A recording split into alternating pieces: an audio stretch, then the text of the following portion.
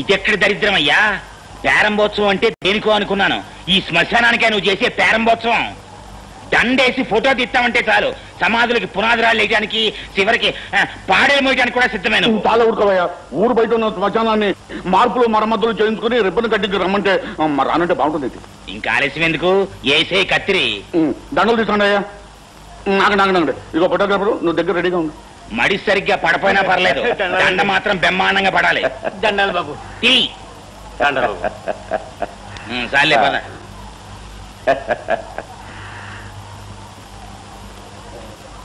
ఉండు.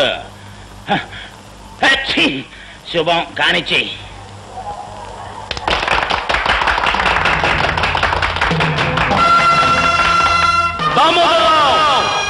పేదవాళ్ళ బ్రతుకులు బుగ్గిపాలు చేసి, గతిలేని వాళ్ళ బ్రతుకులు గంగపాలు చేసిన నువ్వు శ్మశాన ప్రారంభోత్సవానికి పిలవగానే వస్తావని తెలుసు. అందుకే ఈ ఏర్పాటు చేశాను. దీని ఆరంభం చేసిన నిన్ను ఇక్కడే అంతం చేస్తాను. ఎవిగో నీ సొమ్ము కాశపడి దారుణాలు చేసి నరహంతకులైన నీ తొత్తుల సమాధులు. ఇక ఈ 2 గోతులు నీకు అప్పుల పేరుతో రక్తం తాగే ఈ రాక్షసుడికి. ఒరే, శ్మశానానికి ప్రారంభం అనగానే నువ్వు ఇట్టాటిదేదో చేస్తావు నాకు తెలుసు. నేనే సామాన్యుడు కాదు. నిన్ను పచ్చి ఉరికమ్మ ఎక్కించడానికి చట్టాన్ని చుట్టూతో చుట్టబెట్టుకొచ్చాను చూడు.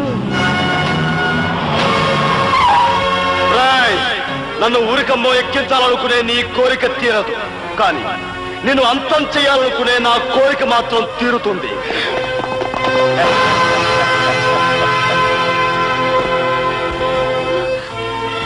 మా అన్నయ్య చెప్పడానికి వీల్లేదు. కావాలంటే మా ప్రాణాలు తీసుకోండి. మా అన్నయ్య మా కోసం 10 కాలాలు పడి బ్రతకాలి.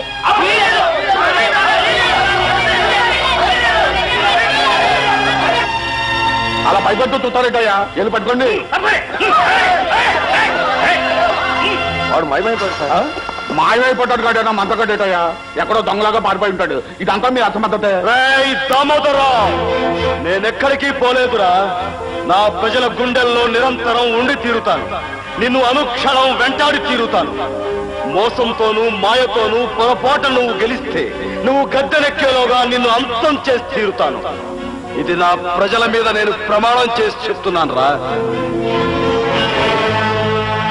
ఆ యాల జనానికి మాయ మాటలు చెప్పి చుట్టూ అడ్డుగోడగా పెట్టుకుని పారిపోయావు.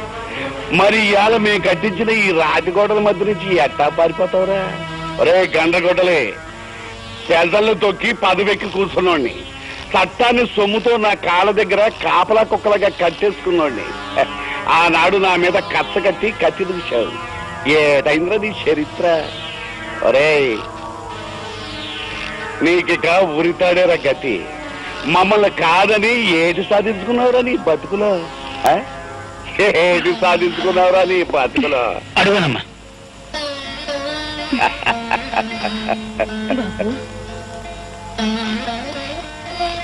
బాబు, ఇది నా కూతురు, నీ చెల్లి లాంటిది. నిన్ను చూడాలని, పుట్టబోయే బిడ్డకి నీ దేయంలు అందుకోవాలని పల్లె నుంచి ఇంత దూరం వచ్చింది బాబు. నిండు కడుపుతో ఇంత దూరం రావడం కష్టమేనా ఎనలేదు. గతుకుల రోడ్డు మీద బండిలో గడ్డేసి నీ కాడికి తీసుకొచ్చాను. రవంత చెయ్యేసి దీయించు బాబు. అన్నా, ఈ గడ్డ మీద కడుగెట్టే నా బిడ్డ నీలాగే నీతి కోసం, మా పేద జాతి కోసం ప్రాణం పెట్టేవాడవ్వాలని దీవించన్నా. తల్లి కడుపులో వెచ్చగా కళ్ళు మూసుకుని పడుకున్న పసికోన ఏమని ఆశీర్వదించమంటావురా నన్ను? నువ్వు ఈ భూమి మీదకు వచ్చేసరికి, కళ్ళు విప్పేసరికి మా దేశం కాసింత మారుతుందని ఆశించమంటావా? అప్పుడు కన్నీళ్లుండని నీకు ఈ దేశం చిరునవ్వుతో స్వాగతం పలుకుతుందని ఆశీర్వదించమంటావా? అస్థి మూల పంజరాలు, ఆర్తరావ మందిరాలు, కదిలే జనశవాలు, ఇది నా దేశం, అందుకే ఆవేశం. నా పిలుపు ఏ దిగంతాలకు పయనించగలదు, ఏ గుండె కదిలేలా స్పృశించగలదు.